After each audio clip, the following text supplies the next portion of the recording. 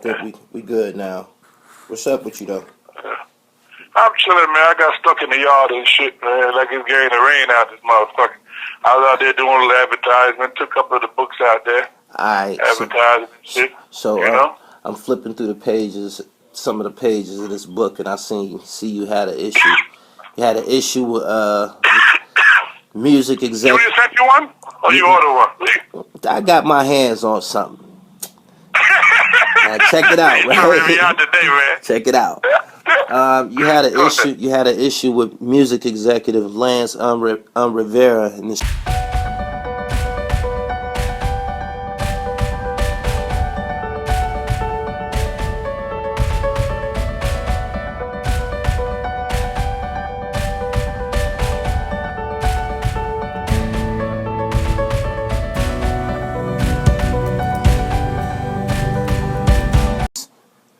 Yeah, fat on. What happened? He called him fat on. What was y'all disagreement? What was that about? I got with my boy Asman. I came home from prison in 1988 and broke, trying to get on my feet. So I got a little fat Arab kid live around the corner from me and shit on Grand Avenue. And he hustling on down him and putting him in Green and shit, right? And he's selling a little crack and shit out there. But he a soft nigga. The Arab is a soft dude. He's a little short, fat little motherfucker. But he's making money, and niggas just hating on him and shit because he got the block on lock. He's pink, but he ain't got no juice because he don't bust it. He don't bust the steel and shit. Right. So boom. So I cut into the kid, and we became partners. And so I started, doing my thing with him. So I got I'm doing the enforcing, and we breaking bread 50-50. He flinging his and flinging mine, and we eating. So one day I ain't around, but hustling around the corner on the next block over. But all the customers is coming over to the block where Asman is at. So he decided to go over there with this nigga named Cheese and shit, little junkie motherfucker, and go rough up Asman and shit, because they know he a soft nigga. So they go over there and press Asman, and when Asman come back and told me, told me he can't hustle on the block no more, he got to get out of his neighborhood. I like, fuck out of here, nigga. I'm the first motherfucker in this neighborhood start slinging from in the early 80s while these niggas was still in the porch. They wasn't out. So the nigga can't come dictate what goes on around this motherfucker.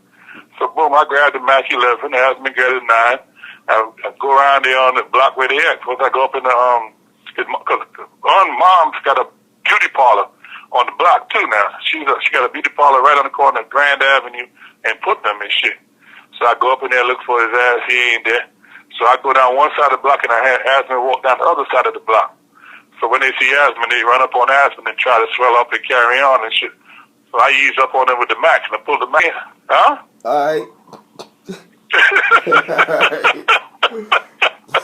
That Mac 11 got a big ass clip. Right. And it's dark at night too, so it's like, nah, nigga, ain't no problem. You know what? That's what let them know Asman is my motherfucking partner. That's our block, nigga. Get the fuck out of here. Right. Right. I put all that in the joint and shit, man. Nigga want to sue Jay-Z and shit after Jay. He ain't about that life. But his brother, though, I got a brother named Justice. That's mad cool, man. Justice is cool and shit. Light-skinned young dude the whole time. Came home and shit. And he got more heart than hun. Okay. Man, that nigga, right? When I came in on this case here, right? I called him up. Because he had just got I think he had got $30 million from Sony and one of them record companies, right? Labels. He got $30 million. He got $30 million, right? Right. And bang. So I said, listen, man, I need $50,000, to pay for my lawyer and shit, right? So I can fight my case and shit. He was cool, but my wife went and hit him up. I guess she found out who he was and got all his money, so I guess she asked him for more. And he told her no. He started ducking the calls and all type of shit, Wow. He started avoiding me. He changed the number. And they ain't picking up the phone. Just left me hanging, man. Because, I had property out there, so the money was good, Right. Plus, we are supposed to be, we homies, shit.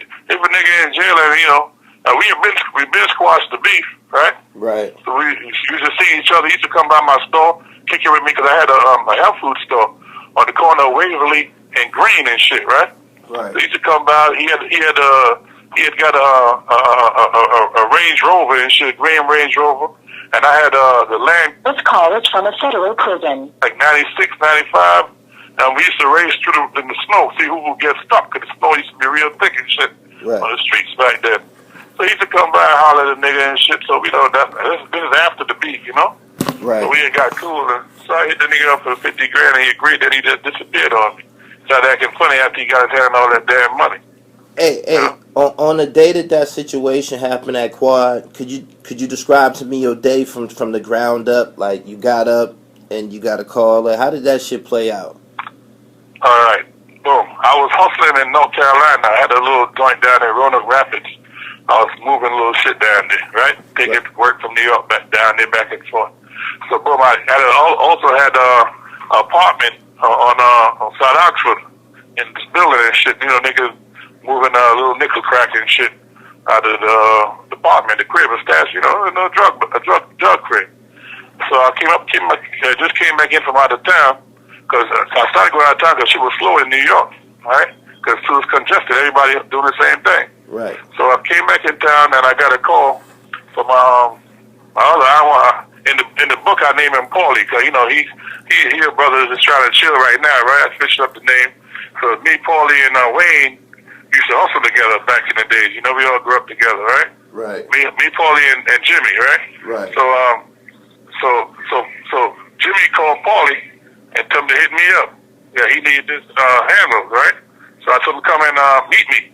So when I came back to I had to meet me on South Oxford at my spot, right? Right. So he pulls up and he started breaking it down to me what's going on. That Tupac came up there. He was on the phone. No, first he called Tupac, called him on the phone, and he's supposed to give him $7,000 to do the track with Lil Sean and shit.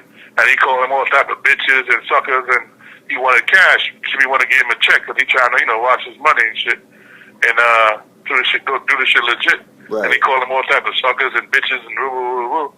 So that's when the police started telling me. I said, "You want me to rob him and smack him around and shit?" Right. So I said, "Cool." So I got a couple of my boys with me. So he said, "Give me $2,500. I'm gonna hit my boys off with that, and I'm just gonna keep all the jewelry for myself." You know? Right. And hold on for 1 second. Hold on for 1 second. That you said Jimmy was offended that Tupac was talking disrespectfully to him. Exactly. About the little. Was calling him all type of names. All right. Like Tupac wanted his money in cash when he got there. Tupac didn't have no money. Tupac got broke, spending up all his money and shit. He was saying he ain't had no money from juice and all that shit. Right. He was fucking up his money. So he wanted the cash. Plus he partying and doing all kind of shit. And he got the rape case going on. Right. Everybody thinking he had all these millions of dollars. That was bullshit. He ain't had that. Right? Right. So he fucked up a lot of money on jewelry and doing all type of shit and living a lavish lifestyle. Right? Right. So now he want the cash from Jimmy so he could go do whatever he want to do. He got to put it in the bank and wait for declare and all that shit. Niggas ain't trying to go through all that. Right. So he's like, yo, bitch ass nigga, I need the cash, but I had the fucking cash. When I get there, fuck motherfucker. So a lot of people think that whole situation happened because of some shit that Tupac said in Vibe magazine about Haitian Jack. So that Quad shit had nothing to do with Haitian Jack entirely. Nothing whatsoever to do with Haitian Jack. No. He didn't even get sentenced yet. No. He was supposed to go to court to get sentenced. They had nothing to do. Haitian Jack had nothing whatsoever to do with that robbery. They had nothing to do with that. It's all about Lil Sean. He wanted that $7,000 in cash, and he started talking reckless to Jimmy for that money. Right. Yeah. Okay, so Jimmy called Paulie and told Paulie, go ahead. Yeah, to get me. Okay. Because I'm a street nigga, right? Right. And I'm in the streets. I'm with the dudes all over, all the hoods. I'm going through Bed-Stuy, all over Flatbush, with my team, doing all type of shit in the street. We hungry. I just came home. A couple of my other boys, Spunk, just came home. JD, Wild, he home.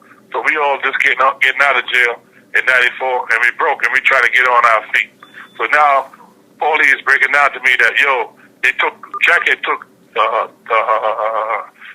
Pop to Tito on 47th Street, where Jack was buying all his jewelry. So that's why we knew the prices of all the jewelry. Because Pop didn't have all his jewelry until he seen Jack shit. And he wanted, one of the same shit that Jack had. So Jack took him to the same spot, Tito, and bought him the bracelets, show him how to get the bracelets, the rings, and all that old fly ass shit. right? Right. So when police started telling me how the ring, the big stone cost $35,000, the small ring cost $20,000, and the chain, you know, the Rolex and all kind of shit, because Jack knew the prices, and Jack already had told Jimmy what, you know, how much the shit cost. That's how he knew that. And so I was like, wow, this nigga got over $100,000 worth of the motherfucking jewelry on. All right, that sounds like a plan, you know? Right. So I broke down, you know, I had a couple of burnings at the crib. I got the Glock. I gave Spunk the 9, JD the 45, and let's roll. I went up there, you know, jumped in the MTV, shit in the stash box.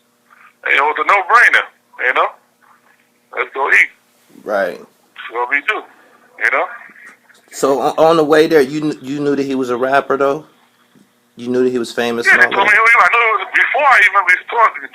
Once they told me who he was. Right. Yeah, that's the whole purpose of me going. Paulie Ray told me who he was. You know, was for Jimmy, the rapper, Tupac. I know who Tupac is. Oh, so the fact that he was a rapper, you was really on it. Yeah, that's even more. I know it's guaranteed jewelry there. You know? Yeah, guaranteed jewelry there. You know? Shit. I was on the man. I ain't give a fuck who he is. You know what I mean? Right. Shit. So it We don't discriminate. it had nothing to, okay, yeah, it had nothing to do with Tupac per se. Like, that was just how you was living at the time. You was taking money from. At the time. Yeah. Let me tell you something, man. Let me give you some game, man. One time, right, I got a boy in Jersey. I can't say his name, right? And he was close to Shakim and shit, which is Queen Latifah's manager, right? Right. So one day we riding around and shit, and this nigga done whoop Shakim ass before. When Latifah had bought him the 500 SL. This call is from a federal prison. Start blowing up, right? Right. So boom, me and him were riding around all day trying to, you know, find a lick. We couldn't find nothing.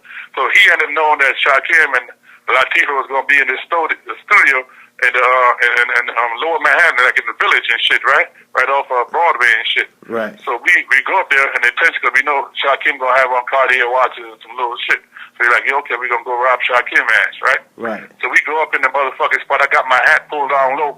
I'm sitting in the studio with them, right? He's Shakim in the back room. Latifah comes in, she in there, and she, you know, that time they was buying hydro, $25 a bottle of hydro or weed in little bottles and shit. And then, you know, she smoking weed and we listen to her tracks, and they order some chicken wings and shit from this little wing spot around the corner and shit. So they in there smoking and rocking, listening, and Latifah jumping around while we waiting to do the jokes, right? My baby mama walks in, Nikki walks in, and I got my hat pulled under the corner, and she sees me, but she know how I move, right? Right. So she comes over there and screaming, Dexter! And ran over there and hugged me in front of all of them. I said my name out loud. Oh, yeah, blew the fucking spot up. Blew your cover.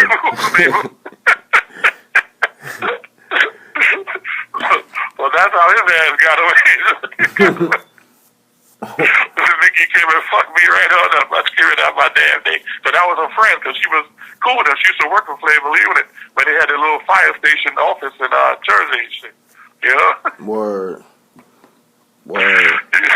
You brought a lot of clarity to the whole situation. As far as I know, Jack is incredibly grateful that you came forward and explained how that shit happened, because they, for the last almost 25 years, they've been blaming that whole shit on him. Nah, he had nothing to do with that, man. Jack had nothing to do with that, man. That was just out of hate. You know, the police hating, Pac hating, he miserable and shit. You know, I wrote a chapter in my book that how back in the days how I went to jail and I got busted with this girl named Vicky, my man Stefan, and his uncle in a spot, a crack spot, a coke spot I had, and I was the only one that went to jail, and 3 of them got away. Sometimes that's how Lady Justice works, you know? They want that one person, you go to jail, and everybody else will walk. None of them never told on me. That's how the shit happens sometimes. So, you know, he started slandering Jack like, yo, Jack told him. Jack ain't tell on that nigga. Nigga, you told on yourself, nigga. You know you took that girl pussy. That shit what you had to do, you know? Thinking it was fun when you know, run a train on the bitch without permission. And the bitch, you know what you did. You fucked up. Take responsibility for your action. Right. You know? Right. Don't go blaming motherfuckers, you know, assassinating a good nigga character. You know? You don't do shit like that. Shit ain't cool. Right.